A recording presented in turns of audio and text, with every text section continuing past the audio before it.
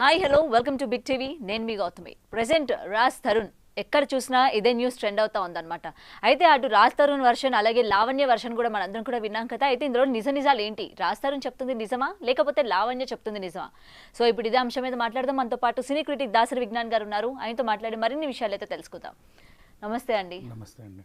So అసలు నిన్నటి నుంచి కూడా ఏంటంటే రాజ్ తరుణ్ అలాగే లావణ్య, మనకి లావణ్య వర్షన్లో ఏంటంటే రాజ్ తరుణ్ తప్పు చేసినట్టు, అంటే 11 years నుంచి రిలేషన్లో ఆల్రెడీ వాళ్ళిద్దరూ ఉన్నట్టు, ఇప్పుడు రాజ్ తరుణ్ వేరే అమ్మాయితో అంటే ప్రెసెంట్ వర్క్ చేస్తున్న హీరోయిన్తోని రిలేషన్ పెట్టుకోవడం వల్ల ఆమెని అవాయిడ్ చేస్తున్నట్టు ఆమె పేర్కొంటుందన్నమాట.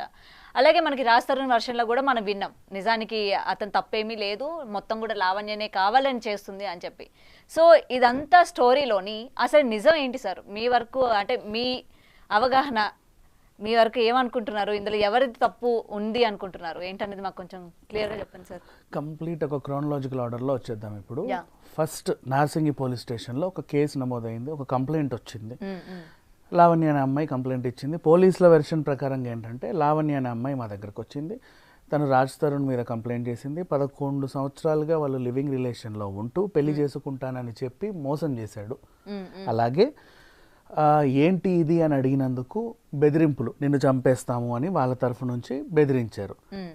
సో నాకు ప్రాణహాని ఉంది పలానా వాళ్ళ తరఫున నుంచి అన్నట్టుగా ఒకటి, ఆయన నన్ను మోసం చేశాడు, గుడిలో పెళ్లి చేసుకుంటాను ప్రమాణం చేసి నాతో ఇన్నాళ్ళు ఉండి మోసం చేసి వెళ్ళిపోయాడు అనేది ఈమె అభియోగం. ఓకేనా.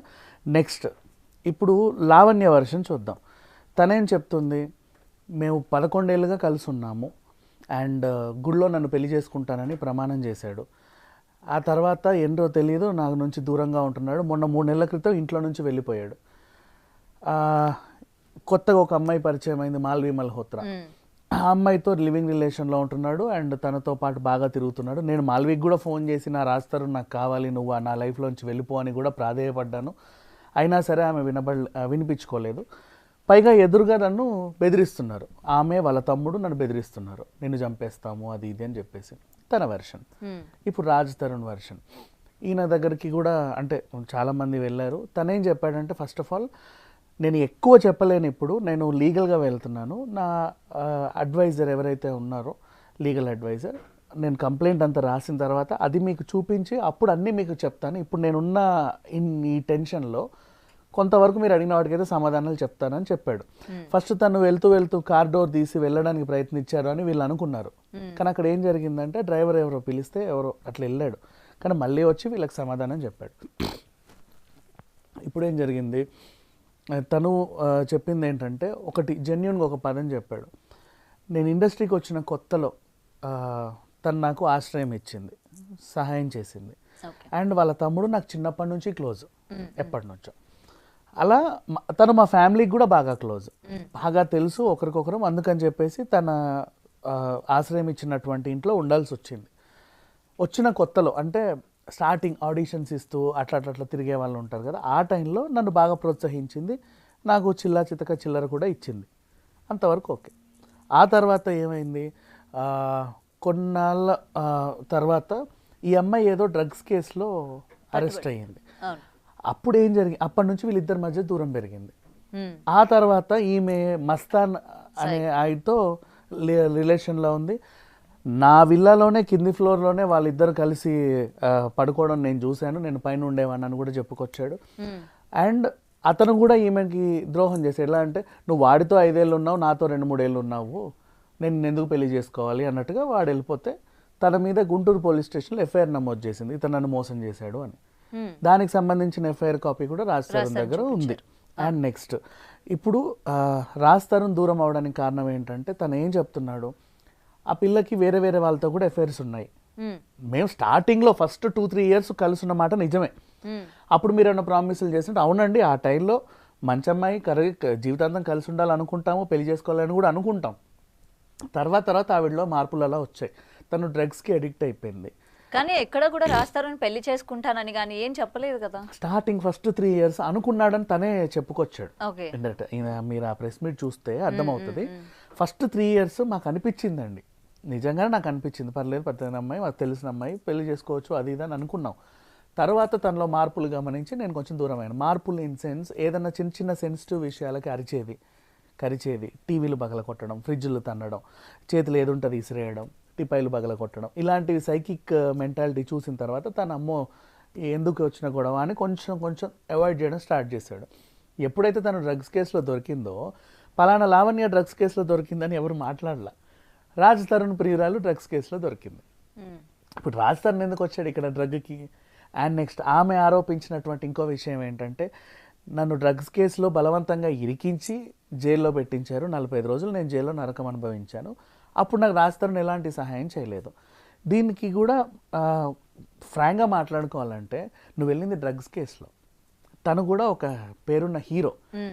సినిమా హీరోలకి కొంచెం డ్రగ్ అక్కడ ఉందంటేనే వెంటనే వీళ్ళ మీద వేసేస్తారు. అలాంటిది వీలైనంత దూరంగా ఉండాలనుకున్నాడు, కానీ ఇంట్లోనే ఒకటి తీసుకుంటుంది. అయినప్పటికీ మ్యాక్సిమం అవాయిడ్ చేద్దాం అనుకున్నారు, తన వల్ల కాల. ఎందుకంటే గతంలో సహాయం చేసింది, పైగా బాగా తెలిసిన వాళ్ళు, అంత ఈజీగా అవాయిడ్ చేయలేము. కానీ తను మారితే బాగుండని ఫీల్ అయ్యాడు.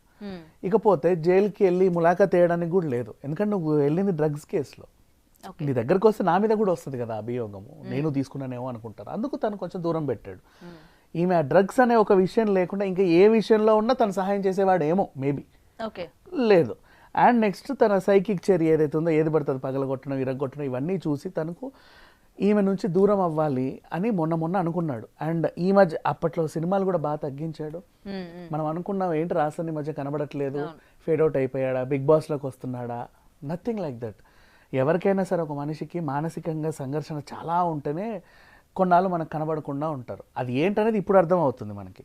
కానీ సార్ ఇక్కడ నిప్పు లేనిదే పొగరాదు అన్నట్టు మొత్తం అంటే రాస్తారుంది తప్పు ఏమీ లేదు అన్నట్టు మీ వర్షన్ మీరు నాట్ లైక్ దట్, తప్పేం లేదు కదా, అతను ఏం శుద్ధ పూస కాదు. అంటే మరి అన్యాస్ రిలేషన్ లో ఉండి ఈ ఒక డ్రగ్స్ కేసులో పట్టుబడ్డాక దాని తర్వాత కూడా ఏంటంటే మీరు రాస్తారుని మాటల్లోనే విన్నాం, అది వాళ్ళ విల్లాలోనే ఈ మస్తాన్ సాయి ఎవరైతే ఉన్నారో వాళ్ళతో పాటు ఈవిడ లివింగ్ రిలేషన్లో ఉన్నా సరే తను ఏమీ పట్టించుకోకపోవడం కావచ్చు, లేకపోతే ఏంటని అడగకపోవడం కావచ్చు, ఏదైనా అడగాలన్నా కూడా భయం, అంటే నోరు మూసుకొని కూర్చున్నాను అని చెప్పి రాస్తారని చెప్పడం. నిజంగా అది అంటే తన సొంత ఫ్లాట్లోనే తన సొంత ఇట్లాంటి మనుషులు ఇలా చేస్తున్నప్పుడు ఎందుకని నోరు మూసుకొని కూర్చోవడం, ఎందుకు వెళ్ళిపోమని చెప్పొచ్చు కదా. వెళ్ళిపో అని మనం అనుకుంటాం కానీ యాక్చువల్గా అంటే తన దగ్గర ఏమైనా ఇట్లాంటివి రాజధానికి సంబంధించి ఎవిడెన్సెస్ ఉన్నాయి, ఒకవేళ బయటికి పంపని చెప్తే ఇట్లాంటి మళ్ళీ మీడియా ముందు పెడతది అని చెప్పి భయంతోనే ఆయన వెళ్ళమని చెప్పలేదు. ఇది కాదు కానీ ఇంకో టైప్ ఆఫ్ భయం వచ్చింది. ఎలాంటిది అంటే ఇప్పుడు ఈ అమ్మాయిని కొంచెం దగ్గరున్నప్పుడు మాట్లాడకుండా అవాయిడ్ చేస్తేనే సైకిక్ అయిపోయింది. అలాంటిది నేను ఒక్కసారిగా తను వదిలించుకోవాలని చూస్తున్నానని తెలిస్తే, ఇన్ కేసు తను ఒకవేళ ఫ్యాన్కు చున్నీ కట్టి నా పేరు రాస్తే చెప్పలేం కదా. ఆ టైప్ ఆఫ్ మనిషి అలాగే ఉంది, డ్రగ్స్కి అడిక్ట్ అయింది, పిచ్చిగా సైకిక్గా బిహేవ్ చేస్తుంది. ఏదో ఒక మంచి ముహూర్తం రోజు ఫ్యాన్కు చున్నీ కట్టి నీ పేరు రాస్తే ఏంటి పరిస్థితి? ఆమంత సెన్సిటివ్, దీన్ని ఎలా వదిలించుకోవాలా అన్నట్టుగా ఆయన అనుకున్నాడని తను చెప్తున్నాడు. ఎలా వదిలించుకోవాలని చెప్పేసి లీగల్గా ప్రొసీడ్ అవుతా ఒక లీగల్ అడ్వైజర్ని పెట్టుకొని అన్ని రకాలుగా చిన్నగా ప్రయత్నాలు చేస్తుంటే ఈలోపు ఈ అమ్మాయికి ఆ విషయం తెలిసిపోయి ఓహో ఇలా చేస్తున్నావు నన్ను వదిలించుకోవడానికని తన ముందుకు వచ్చి తనే ముందు కంప్లైంట్ పెట్టింది. ఇది తన వెర్షన్ యాక్చువల్గా. అండ్ ప్రతి చోట కూడా మనం అనుకున్నట్టు ఎక్కడా జరగదు. ఇప్పుడు వాళ్ళిద్దరి మధ్యలో ఒక టైప్ ఆఫ్ రిలేషన్ ఉంది. ఏంటంటే గతంలో ఫస్ట్ నేను వచ్చినప్పుడు నువ్వు నాకు చాలా సహాయం చేసావు, తర్వాత ఒక 2-3 ఏళ్ళు మనకు మంచిగా కలిసి ఉన్నాం, నాకు ఇంకా మెమరీస్ ఉన్నాయి. తర్వాత నువ్వేం చేసావు, డ్రగ్స్కి అడిక్ట్ అయ్యావు, నాకు అది నచ్చల. ఆ టైంలోనే నేను పికప్ అవుతున్నా. ఫస్ట్ అది ఉయ్యాల జంపలా హిట్ అయింది, 2-3 సినిమాలు హిట్ అయ్యారు. రాజ్ తరుణ్ అనేవాడు 10 మందికి తెలిసిపోయాడు అప్పటికే. ఈ టైంలో నువ్వు డ్రగ్స్ గిగ్స్ అన్ని తిరుగుతుంటే ఎక్కడ నేను నిన్ను వదులుకోలేను, అలా నేను మాన్పించలేను, అలా నేను బయటపడలేను, ఎవరికి చెప్పుకోలేను. ఇట్లాంటి సిచ్యువేషన్లో సతమతం అవుతా వచ్చాడు. ఇది క్లియర్గా తెలిసిపోతుంది.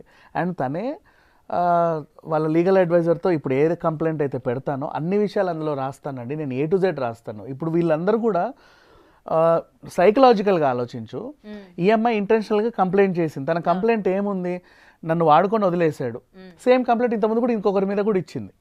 నెక్స్ట్ ఈ అమ్మాయి ఆల్రెడీ డ్రగ్స్ కేసులో నిందితురాలు, అంటే జైలు వెళ్ళి 45 days ఉండి వచ్చిందంటే ఇప్పుడు ఇవాళ రేపు మనకి చాలా మంది సెలబ్రిటీల పేర్లు వినిపించిన వాళ్ళు ఎవరు జైలుకి వెళ్ళారు అంటే పోలీసులు అంతా ఈజీగా సింపుల్గా తీసుకెళ్ళాలి, పడేరుగా. సంథింగ్ ఏదో ఎవిడెన్స్ ఉంటేనే కదా పడేస్తారు, తప్పు లేకుండా చేయరు కదమ్మా. సో అందుకని అంటే వాళ్ళు అన్ని విధాలుగా చూసి అవును ఈవిడ ఏదో తీసుకుంది అని నిర్ధారించనే కదా తను జైలుకి వెళ్తుంది.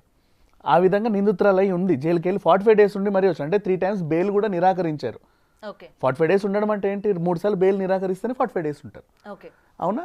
అంటే ప్రతి 14 daysకి బెయిల్ పెట్టుకుంటా ఉంటే నిరాకరించారు. లేదు మా దగ్గర పక్కా ఎవిడెన్స్ ఉంది అని. సో ఆ విషయంలో ఇతను ఆమెని దూరం చేయాలి అనుకునే టైంలో తన సెన్సిటివిటీ చూసి ఒక వింత భయం వేసింది.